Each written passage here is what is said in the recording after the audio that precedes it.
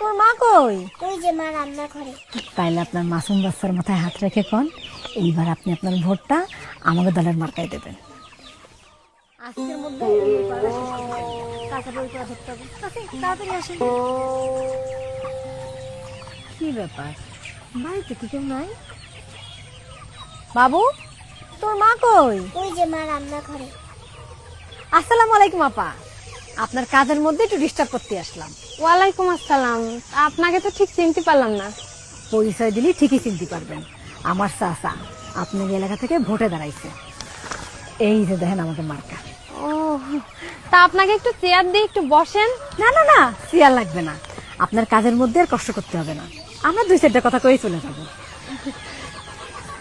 আপা, এতদিন জায়গায় ভোট দিলেন, তাকে দিয়ে তো কোনো উপকারে আসলো না।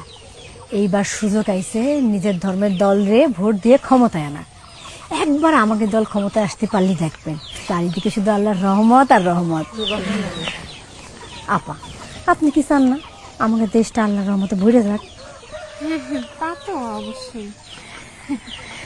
তাইলে আপনার মাসুম বাচ্চার মাথায় হাত রেখে কোন এইবার আপনি আপনার ভোটটা আমাকে দলের মার্কায় দেবেন।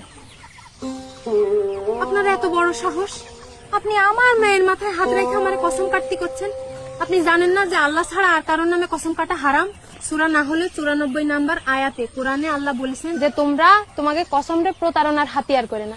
আর আপনারা যে আপনারা সামান্য ভোটে জেতার জন্য আমার মাসুম বাচ্চাটারে ব্যবহার করতেছেন, আমারে হারাম শিরক এগুলোর দিকে ঠেলে দিচ্ছেন। মানুষ কি আর আগের মতন বোকা আছে? কি পাইছেনটা কি আপনারা? যান বাড়িতে বেরোয় যান। আরে নেন, যান বাড়িতে বেরোয় যান।